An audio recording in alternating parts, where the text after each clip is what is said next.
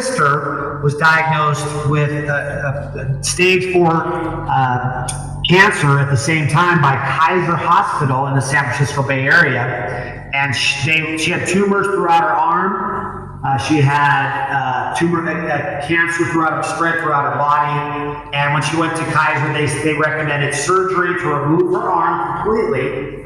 Chemotherapy, course of weeks of chemotherapy and radiation to try to give her, they said, another year of life, or maybe she had a 10% chance of living another 5 years. They told her, successfully. So, that's what they said. So she did not want to remove her arm. So instead, after consultation with her sister, she decided to just do the chemotherapy, the first round of chemotherapy with this cobalt therapy. But the therapy was so poisonous, the nurse that gave it to her had to dress up in a anti-chemical suit, basically to give this medicine to Mildred. And so Mildred received the first course of chemotherapy in the early 1970s and got so sick, her hair started to fall out, and she was so sick that she just couldn't bear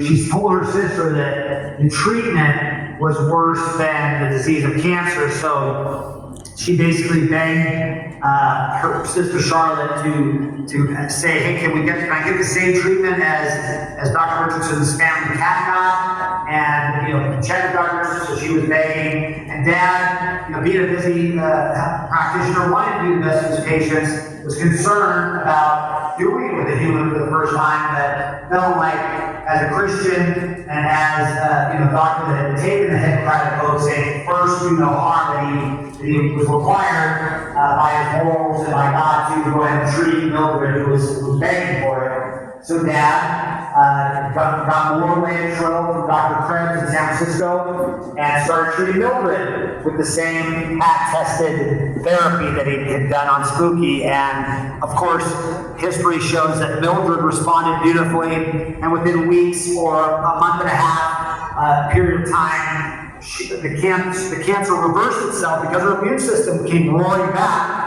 and her immune system was able to reverse the cancer, so much so that when she went back to Kaiser, who was begging her to come back for more treatments of chemo and radiation and surgery this entire time, she was being treated. When she went back, the doctors were dumbfounded to discover that she actually was cancer-free or showed no signs of previous cancer that they said was stage 4, that would be, 10% chance of living 5 years. So they said, what did you do? What have you been doing? And Mildred was afraid to tell her what she was doing, so she just said, I've just been eating right, I've been praying, I've been doing right with God.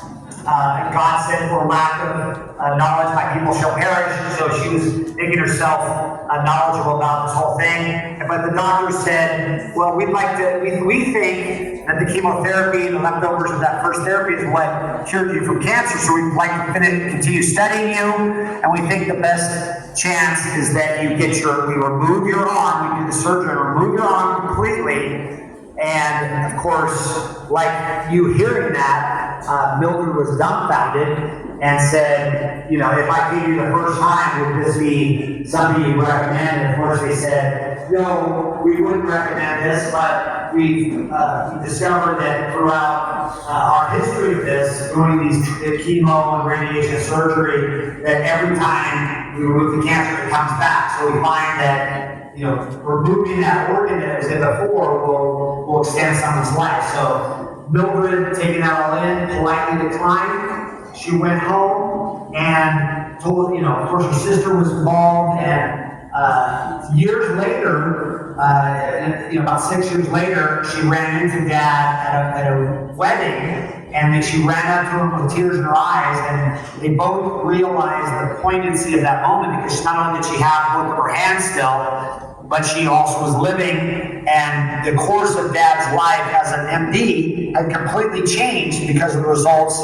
that Mildred found. So he started treating patients right after Mildred. The word of mouth spread like wildfire. So Dad had hundreds of patients coming to him.